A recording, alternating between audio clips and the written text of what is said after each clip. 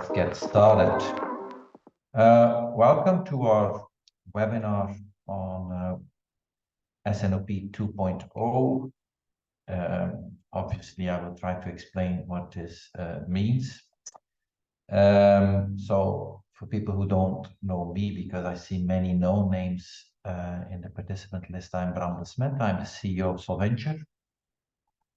I've been the CEO for 15 years, and in this webinar, I will try to explain how my idea about S&OP has evolved and how I hope that the new vision on S&OP, the S&OP 2.0, can help and will help to solve some of the common challenges I have seen over the last 15 years with S&OP, and some of the same challenges I still keep seeing with S&OP today.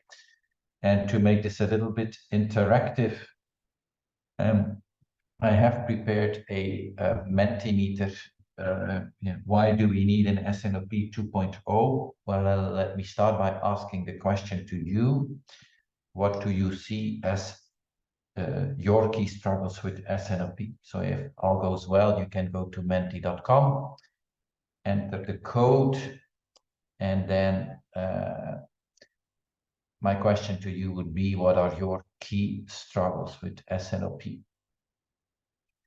Buy-in, sponsorship, adoption, stakeholder buy-in, traction with the business, communication, lack of decisions, lack of understanding, reliable data, decision-oriented.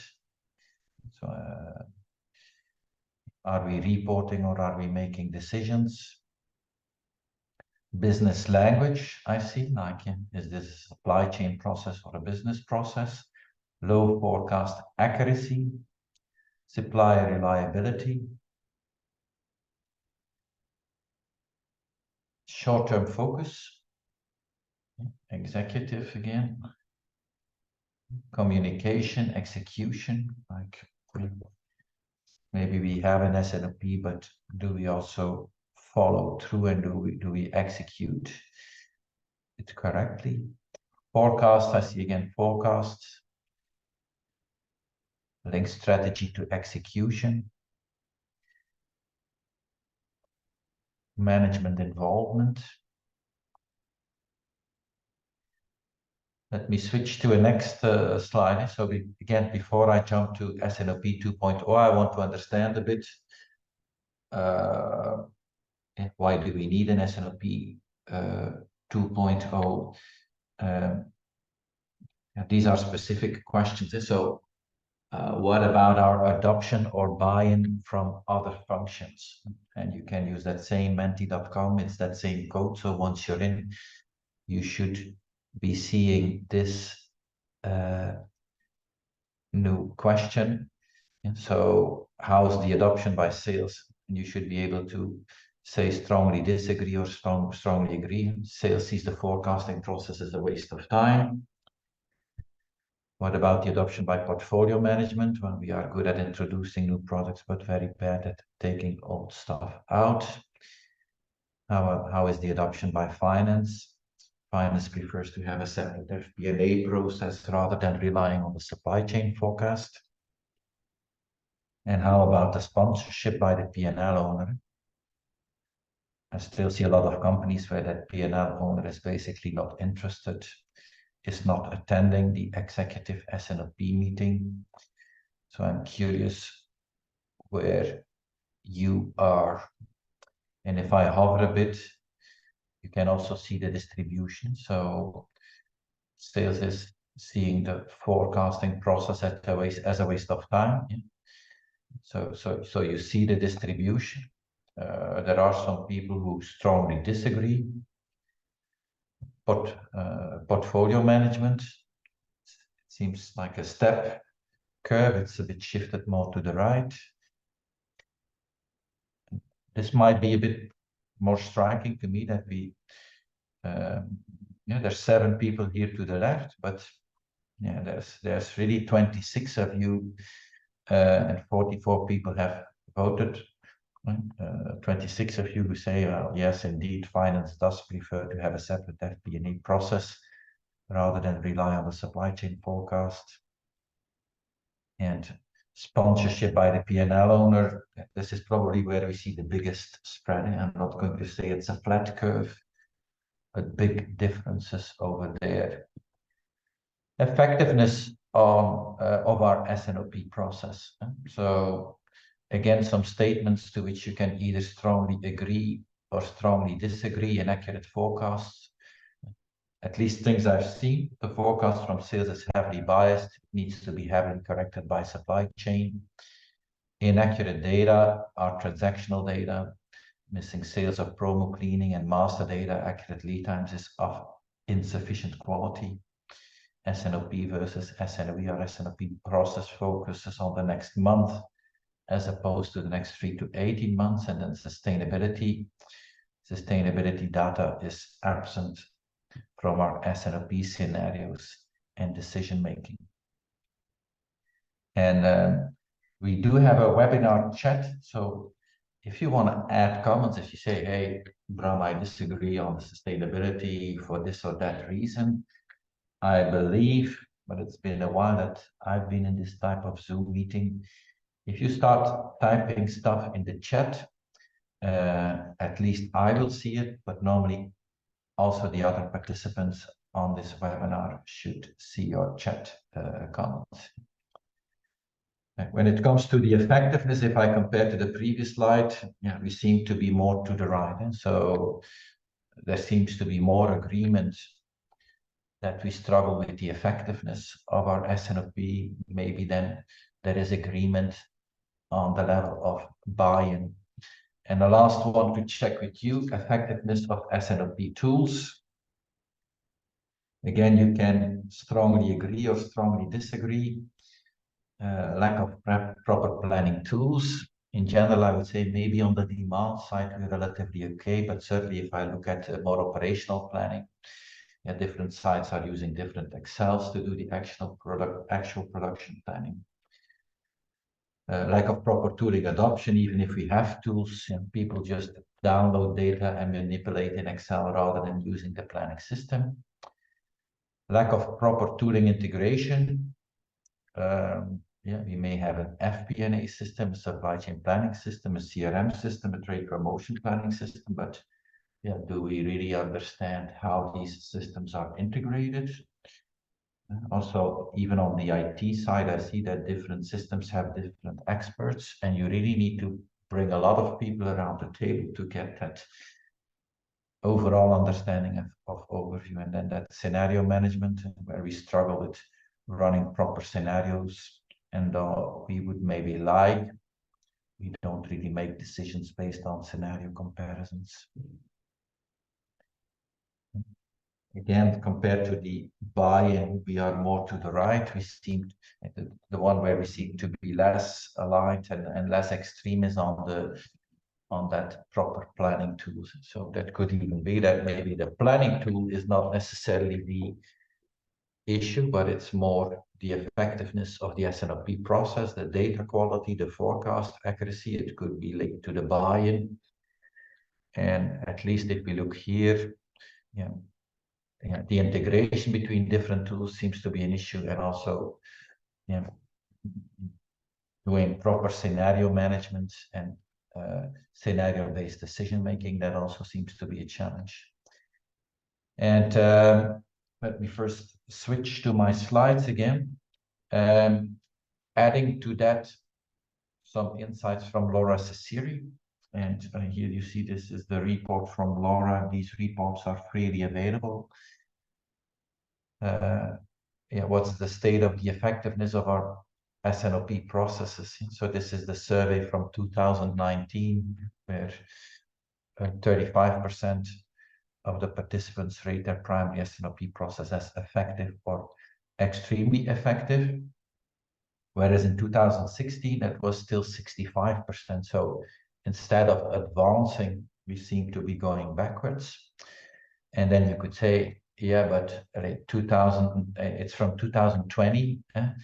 2019, 2020. So maybe it's colored a bit by the COVID period. So that's maybe why we were less effective with the S&OP. But you can also turn that around and say, well, then it seems that our S&OP process has not been able to properly deal with the volatility and all the uncertainty we had during the COVID process. I finished a third book and I had a book council, and that book council said, yes, the volatility went up and it's here to stay. So if the volatility is here to stay, we might have an issue that our S&OP is simply not strong enough or powerful enough to deal with the volatility in our current supply chains. And this is another one. I hope none of you will be getting a depression from all of this, because I know that many of you are in supply chain and are linked to S&OP. Yeah, but this is again from that same survey from Laura Ciceri. Challenges with the initial S&OP process implementation. So getting to the right data, support from other functions. Do we have the right technologies? Lack of understanding and support, I think that will be from the senior management. And skilled resources. And so this is the survey from 2020, and this is the same survey from 2015. And so 5 years down the road, so 5 years ago, the primary issue was getting difficulty getting to the right data in a timely fashion. It's still on number one, and it used to be 63%. Now it's 58%. So we're not really making a step change here. So this is 2020. Lack of support from other functions, 54%. Yeah, lack of support from other functions used to be number 5 here with 52%. If you start comparing that, top 5 are the same. They have shifted a little bit in order, and the probabilities may have changed a little bit. But if I look at all of this, I say, yeah, it seems like we're really struggling with S&OP. We have been struggling, and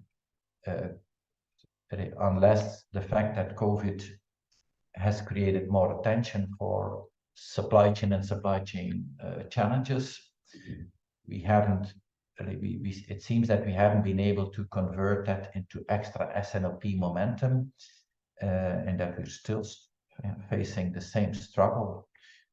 We are already facing 5 years or 10 years or 15 years. So when looking for answers, I have already written 2 books, and I recently finished a third book that will be called Rethinking Supply Chain.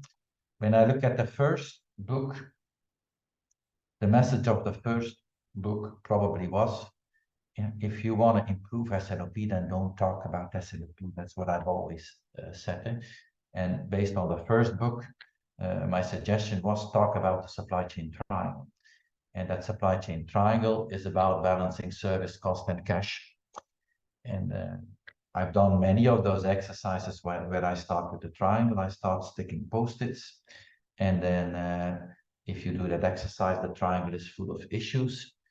And then the question is, okay, do we want to solve these issues in the triangle? The answer is typically yes. And then you can say, okay, how can S&OP contribute to solving some of the issues here in our supply chain triangle? Second book, same message. If you want to improve S&OP, don't talk about S&OP. Why? Because if you talk about S&OP, people will say, but that's your problem. That's the supply chain problem. That's your process. It's not my process. So second attempt, talk about strategy. Talk about how you want to be successful in the market. Even yesterday, we had a session with an executive team of a flooring company. And they say, okay, going forward, how do we want to compete? And we want to compete with the winning assortments. And so we really want to dominate the market by having better assortments and better product portfolios. And we want to differentiate on service. Certainly in project-driven markets, service can be an important differentiator, and that's our positioning. So we used to be driven by big volumes and price. Now we will go for customer intimacy.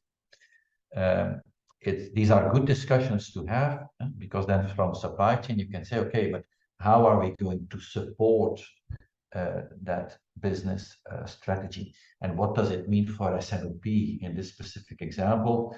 Yeah, complex portfolios means that I will need to have a strong product management review step in my S&OP process. I will need to have strong portfolio management capabilities. But again, starting from, we could say, the business case in the supply chain triangle, or starting from the strategic positioning. And that's what I've tried in the past to drive more momentum for S&OP improvement. And in the beginning, I was hopeful. I thought, well, good job, Bram, and this will lead to a different discussion and a different debate. And certainly through COVID, I think through COVID, every executive understood that if the supply chain, or if the engine is not running, then the car will stop. So it was ideal to illustrate how crucial that supply chain is. And I did workshops again with executive teams on that supply chain triangle. It was full of post-its. It was a bloody triangle with problems everywhere.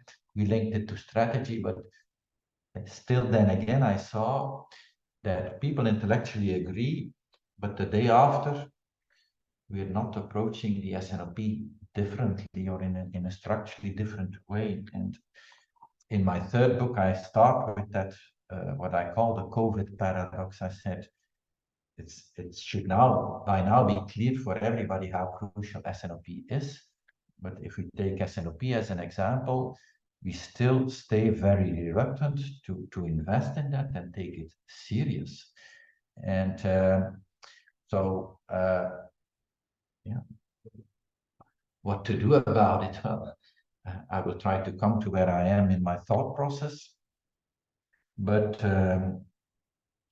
as long as we consider S&OP to be a supply chain process, it will never work. There will always be a lack of adoption, and there will always be a reluctance to seriously invest in the systems or the data quality or what have you. And maybe the question, at least I have overlooked, is in what's in it for them. And and next to asking the question, what's in it for them, an insight for me, I also bring in more detail in that new book, is that if you want to improve S&OP, or if we want to improve S&OP, we will basically need to reorganize the house. And I will try to explain what I mean with that in a minute. And so in doing the research for my new book, I said, what is maybe the hardest problem if you look at that supply chain triangle, or if you look at S&OP? Data problems can be very difficult, but at the same time, they are very easy to solve because they are technical in nature. And I thought to myself, probably the biggest challenge in organizations are the functional silos. It is the fact that sales is driven by sales, and it's the fact that operations is driven by efficiency and production, and finance is driven by cash flow and financial numbers.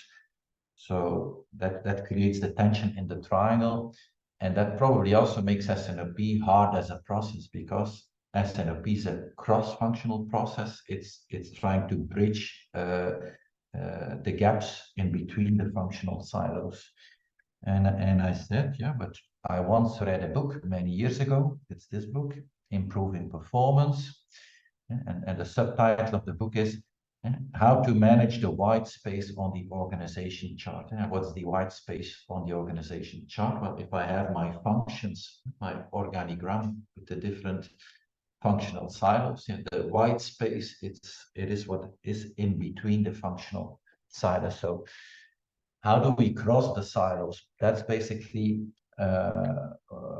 that's basically the key challenge of a process like S&OP. So I said, okay, let's take 2 steps back, and a diagram I used from that book, and I've adjusted it a little bit. It's shown over here.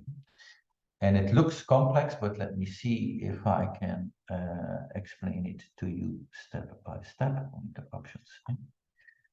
So what does it show? It shows the different functional silos, R&D, manufacturing, marketing, and sales, and you could have more. And what Rumbler and Rage say is like, it seems that companies have forgotten that the true value flows across the silos. And if I start here with marketing, what's the role of marketing? Well, it will identify needs. What are the needs in the market? It will deliver promises and certain promotions.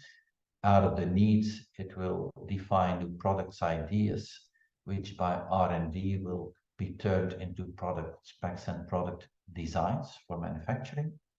Sales will negotiate contracts, prices with customers, will receive orders, which it will deliver to manufacturing. Manufacturing in return will deliver products to customers. And if manufacturing wants to produce, it will need to deliver orders to the suppliers, which will deliver raw materials in return. That's the very basic value chain flow. So that's the heart of the value generation. In some kind of sense, that's what we need to manage. Here on the demand side, I said, we need to take the extended supply chain view. So we need to understand our customers and the customer's customer. And on the supply side, we need to understand our supplier and the supplier's supplier. And as I was thinking this through, I said, yeah, the need to integrate has become more apparent and has become more an obligation rather than an option. And there's two perspectives on that. One is volatility. Companies or people tell me, it has become much harder to forecast the demand of the customer. And there's 100 reasons for that. But my answer is, yeah, but if it has become more difficult to forecast customer demand, well, then stop guessing, at least for A customers, what the customers will buy from you. Then try to really start a collaborative forecasting process where you sit together with your A customers. You have visibility on what are their inventory levels. You have visibility on what is their planned consumption or their planned sales. And that you say, okay, this has been your historical quarter pattern. This would be our forecast based on your historical consumptions and your inventory positions. This would be a second forecast, and that you validate together what the best possible assumption is. Also on the supplier side, what I've seen during COVID is the lead times were increasing. As the lead times were increasing, what did we do as companies? We ordered more and we ordered further ahead. So I saw companies who were placing orders towards their suppliers 12 months ahead. I had to tell companies, I said, what are you doing? They said, you are placing an order for a specific product, an SKU, 12 months ahead. And that's not how you do proper supply chain management. Why are you doing that? Because you want to, you try to reserve your share of the pie. And I said, yeah, but again, if it's an A supplier, if it's a key supplier, instead of placing orders 12 months ahead, what you want to do is take a certain commitment. And so basically what you would like to do is reserve certain capacities, also discuss with that supplier, say, okay, do you need to buy specific raw materials for me as your customers? Because I'm also happy to commit to certain key raw materials on your side and make certain financial agreements. So on the longer term, you want to reserve capacities. You want to help your supplier to reserve some of the key raw materials he needs for your products. And you want to specify at the latest possible moment which exact SKU he will produce and you are going to order. That's a proper type of collaboration. So out of that volatility, that collaboration becomes apparent. It also is more apparent out of a sustainability perspective. For sustainability, we need to manage scope 1 to 3 emissions. Everything which is here within our company boundaries would be scope 1. What is at the supplier side or at the customer side, that would be scope 3. If I want to understand my scope 3 emissions, I need to understand how my supplier works, and I need to understand what my customer is doing with my product. For instance, if I'm an equipment manufacturer. You also see the other stakeholders here. So the government, the financial markets. Yeah, finance for sure wants to make a financial plan because we are in communication with financial markets. HR is trying to attract talent from a labor market. R&D might be taking technology from a research community. What I also added here is an environmental ceiling and a social foundation. So if we want to put our supply chain in the right sustainability context, it's if I take procurement here, it's not simply about buying at a low cost and at a decent quality and with a reliable lead time, but it's increasingly also about are my suppliers behaving in a socially responsible way? If I'm in the fashion industry or a garment manufacturer, that could be a key concern of me. And on the environmental ceiling, all of us have CO2 objectives, and the CO2 objectives are getting more and more strict. So we try to reduce our CO2 emissions. So it also means, if we look at that environmental ceiling and that social foundation, the foundation is coming up, the ceiling is coming down. So the bandwidth we have to operate this ecosystem, or the supply chain ecosystem, the bandwidth is getting smaller and smaller.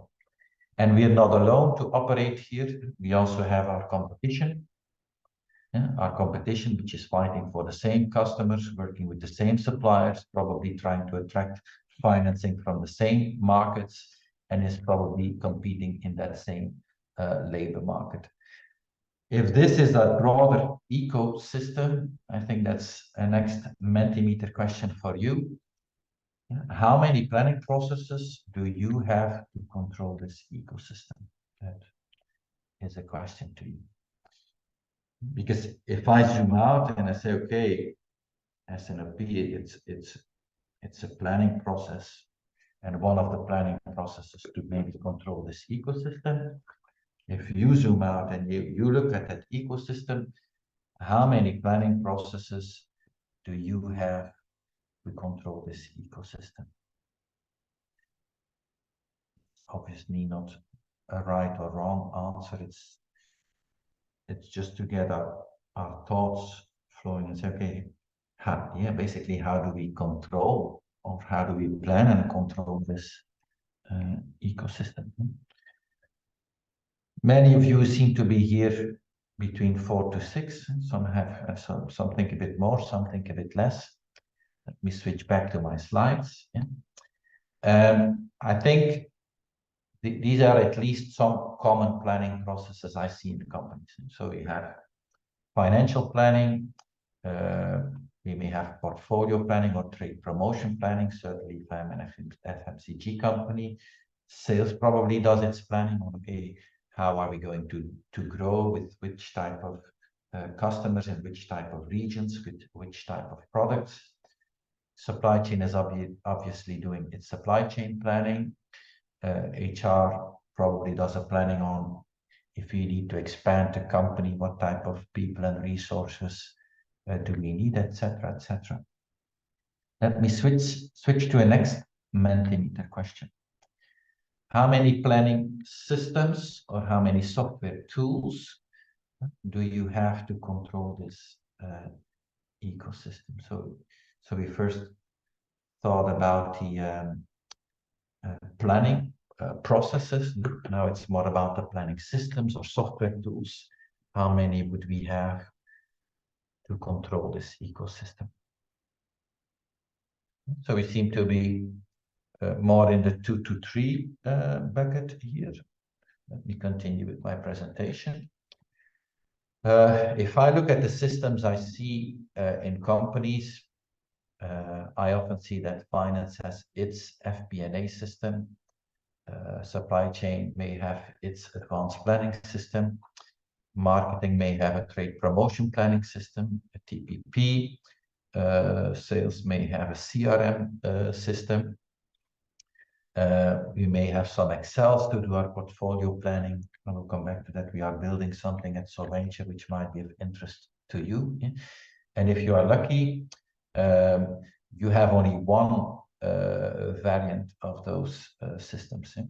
What I've seen in many companies is that, but in Europe we are using that system for FP&A, but in the US we are using different. We may have different versions of the ERP system. We may have different planning tools. With one tool we are doing the demand planning, and with another tool we are doing maybe the master planning or the detailed scheduling. So yeah, the different, I mean, you easily get, I would say, quite a landscape of different software tools. And I think that brings me to the next question. It's basically two questions, like, how well are these software solutions or planning tools integrated? One extreme would be we have seamless and real-time integration between these different software tools. Is that where you think you are? Or is it more to the extreme? And then, yeah, what does it mean, disconnected planning tools? Like, if they're not connected, is that an issue? Yes or no? And as you're filling in, I'm often surprised that how it goes for me in companies is like this. I see that finance is selecting its FP&A system. In parallel, supply chain is selecting its supply chain planning system, and marketing may in parallel even be selecting its own trade promotion planning system, with separate sponsors on the business side, a separate IT expert on the IT side, relaunch 3 projects in parallel. And to me, it feels like we never really thought through how these different systems need to be integrated. Yeah? And is that an issue? I think it is, because as I say here, and disconnected planning tools and processes for me create the inverse of agility. Yeah? Duplicate information, different assumptions, delays in the information exchange between the different systems and the different processes. And maybe that was good enough as a solution 20 years ago when markets were relatively stable. If we look at the new imperative, where the world has become more volatile, and we also want to better include that sustainability perspective, I think what we have been doing is simply not okay. And yeah, how can we then potentially solve that? Well, I said, okay, how can we tackle some of these issues? And I will then also try to come back, like, how does this new vision on planning and S&OP hopefully overcome some of the problems we started with at the beginning? And what is the starting point for that new vision on integrated planning? For me, at the heart, it's a true and native integration of financial planning and supply chain planning. Already in my second book, I try to analyze and say, well, basically the overlap between these two processes is already 75 or 80%. Yeah? And I know finance may not necessarily like this, or supply chain may not necessarily like this full integration. But I also say to myself, I say, listen, with the current volatility, both on the demand side and the supply side, I think it's basically irresponsible to not have proper financial information in the supply chain planning processing. So do we still accept that in the supply chain planning tool, the financial information we have is simplistic? That cannot be the solution. Yeah? I also believe that tools are powerful enough to combine the two processes. I also see a convergence anyway, like the supply chain planning is becoming more financial, and the financial planning is becoming more detailed, because we want to better understand where the variances are coming from. So The tools are also powerful enough to combine the two. The only reason we're not integrating the two is because finance doesn't trust supply chain and supply chain doesn't understand finance. That's the reason. Well, again, maybe that was good enough 20 years ago, but that's a hurdle we need to overcome. So the basis for integrated planning for me is the integration of these two. Once we have integrated those two, we need to better think through on that base, the FSCP, how we will connect marketing planning, how we will connect sales planning. Let me start with the trade promotion planning. So again, if we're an FMCG company, we know that marketing will make plans for promotions, promotional activity. And the plans for those promotions can be quite detailed, maybe for the next 6 to 12 weeks. But again, it's not good enough to only have the information for the next 6 to 12 weeks. If I need to do proper longer term capacity planning, and if I want to be able to do a proper projected longer term P&L, I also need to have a longer term view on what type of promotional volumes we will trigger. And whether we do that type of promo forecasting in a trade promotion planning system or directly here in our financial and supply chain planning system, we need to understand upfront that we need this type of information, and we need to understand how the information will flow between this FSCP system and a trade promotion planning system. Second example, CRM system. If I'm in a more tender-driven market or project-driven market, I may have a pipeline and I may manage that commercial pipeline in my CRM system. Here again, that pipeline may be more accurate on the shorter horizon, 6 to 12 weeks. But if I want to do proper capacity planning or longer-term financial planning, I also need to understand what will be tender or project-driven volumes beyond the operational horizon. Again, whether you do it in that FSCP system or in the CRM system, I need to understand which information I need and how the information between the different systems will flow. And that's the type of analysis we will need to do for all of these systems. So step one is that base layer, that financial plan and the supply chain plan are also the plans which are connected, really from the demand up to the raw materials. And on that base, we connect the other plans.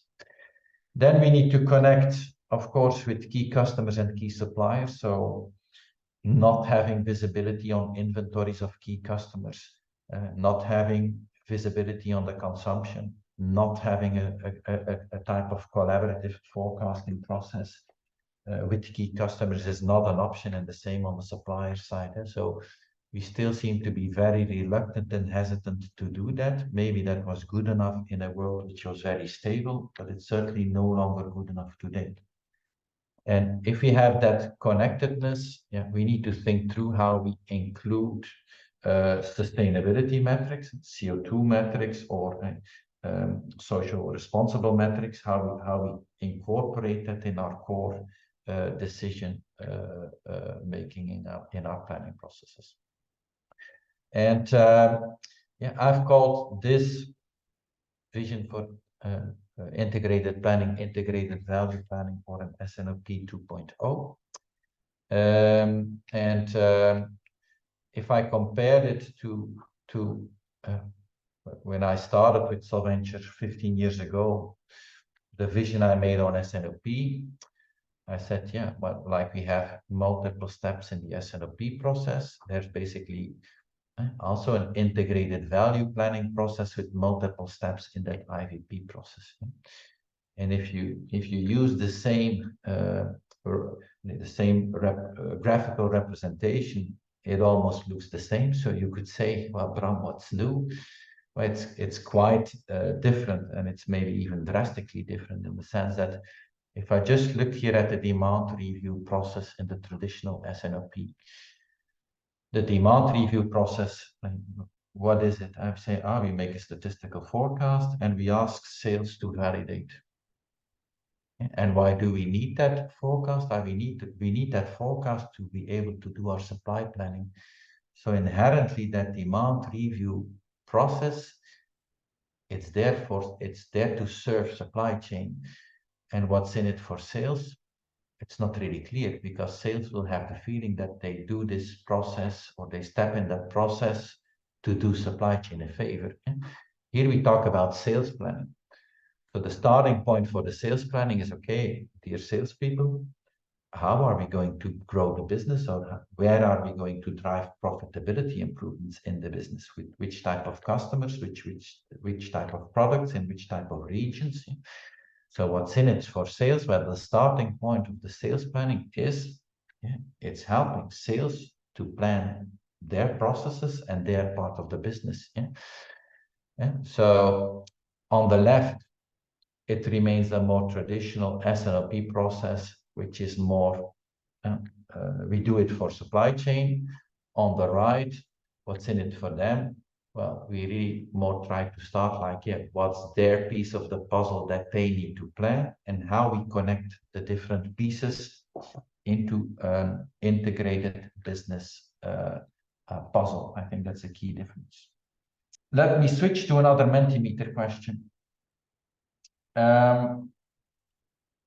Looking at the current and what the typical Gartner S&OP maturity, I have two questions for you.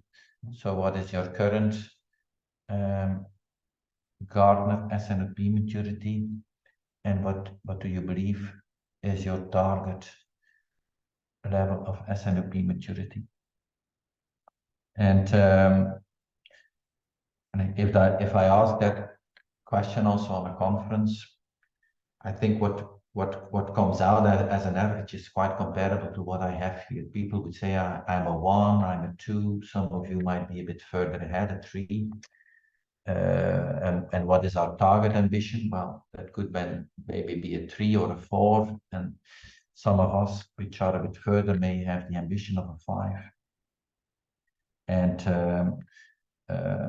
as I will try to illustrate in this next graph here, I think, a level 4 or a level 5 is basically not good enough.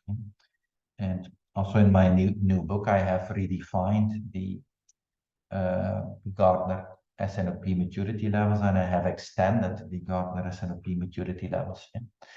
And stage 1 to 4, this is the same terminology as the Gartner terminology, and I think the content is quite comparable, only I mapped it to the supply chain triangle here. So stage 1 is disconnected planning processes. So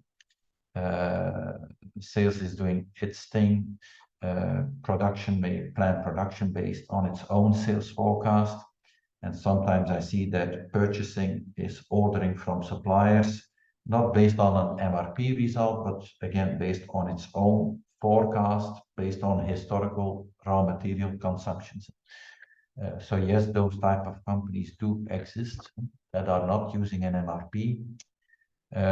Stage 2 would be how we are connected between the 3 corners of the triangle, but it's basically volume-driven planning. And even if I look at the implementations we do, a lot of the basic plannings start with making sure that demand, supply, and inventory are connected, and that it's volume balanced or volume driven. Stage 3 could be that we say, okay, well, I understand my cost side in euros. I maybe also have a visibility on the inventory in euros. So at least in a stage 3, I can do cost optimization or cost-based planning. And then a stage 4 could become, not only I understand my costs in euros, but I also understand my sales in euros. So I start understanding the margins, and if I understand the margins and my inventories in euros, I may start doing margin optimization or margin-based planning. But that's already quite advanced. What would I add as a stage 5? For me, stage 5, or once you get here, the next step is fully integrate financial and supply chain planning. So stage 5 is that base foundation for that integrated value planning. Once we have that integrated value planning, I think the next step for me would be starting to integrate non-financial metrics. So if I make an S&OP decision or an S&OP scenario, instead of just seeing the impact on service cost and cash, can I also see the impact on CO2? Can I also see the impact on, okay, to make that option work, I would need to source from a supplier which has an ESG score which is a bit lower. Once I understand the impact on non-financial metrics, then I would say, can I start structurally integrating some of those other business planning processes I'm showing over here? And once I have my internal plans connected, can I then really start connecting customers, key customers and key suppliers and drive that collaboration, which would mean many of us today would be at a level 2, level 3 maturity. We think that going to a level 4 would be good enough. No, my feeling is that if we want to become truly successful, we need to go all the way to a level 8 maturity. And it's also changing the game. So once more, if we are down here, level 1 to 3, I think it's primarily driven by supply chain needs, the more traditional S&OP or the more traditional IBP. This is where we are really changing the game, and where we say, well, it's no longer just serving supply chain needs. When we're here at the top, it's really driving the business needs. And that for me, hopefully, is the game changer. That is that S&OP 2.0. Yeah, how can we help? So what we do with companies is we can work on that strategy side around that triangle and the strategic positioning. We can help you with defining these processes or helping you with that organization design. So how realistic is it to integrate that supply chain planning and that financial planning? How close or far away are we from that? We can help you with the right tools. So with the current level of complexity in supply chains, you simply need decent software, and we have a couple of tools at our disposal. We are also building our own tools, and I will just come back to one of them near the end of the slides of the presentation. Data integration. So a lot of the data will need to get out of the ERP into the planning system, and then from the planning system back into the ERP system. And then we can help you with a lot of education, because I think it's poorly understood how a lot of these things work. And so creating awareness and preparing your organization for any of the steps, which is here in the middle. I think education is also key in that. Before I go into those last two slides, I see that many of you are still there. Maybe some questions, 2-3 questions. And I see some in the chat here already. So with 2.0, you try to integrate strategy into the monthly S&OP cadence. I would not necessarily say it's driven by the strategy. For me, that S&OP 2.0 is really more structurally connecting the different currently disconnected planning processes. And by connecting the different currently disconnected planning processes, also instead of turning this into a supply chain initiative, really more turning this into a business initiative. I think for me, that's the key. The stages 6 to 8 call for a completely new scenario planning IT tools. What should happen with S&OP? Good question. So S&OP has always been the more tactical perspective. Also, that integrated value planning or that S&OP 2.0, I would say, remains on the tactical level. So the discussion I've had here is more on the tactical horizon, a couple of months out, but then both from a marketing perspective, from a sales perspective, from a supply chain and financial perspective. On the shorter horizon, it will get more detailed. So like we need to integrate on the tactical level, we will also need to integrate on the more operational horizon, that S&OP horizon. So I think that the comparable exercise needs to be done over there. But maybe why I picked that tactical horizon is like, if it's really about cutting across the functional silos and it still has to do with the managerial buy-in, the bigger challenge is probably at that tactical level, because that's also more at the senior management level. So that's probably why I started over there. I agree. Daniel says, I agree with the term "what's in it for them." We struggle with common arguments which would fit individual needs of all functions and regions. How to tackle that?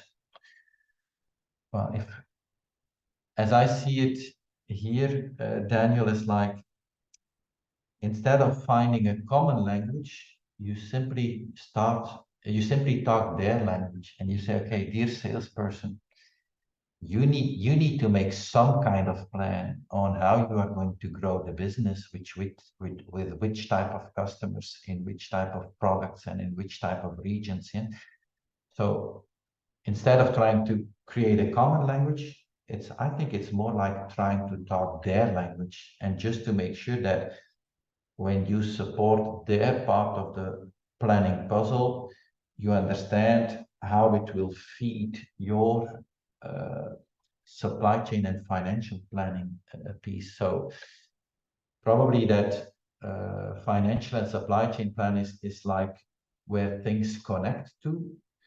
But I would say, instead of trying to create a common language, it's rather about speaking their language. And by speaking their language, they will see what is in it for them. And you will basically get what you need, but by talking their language, not even a common language.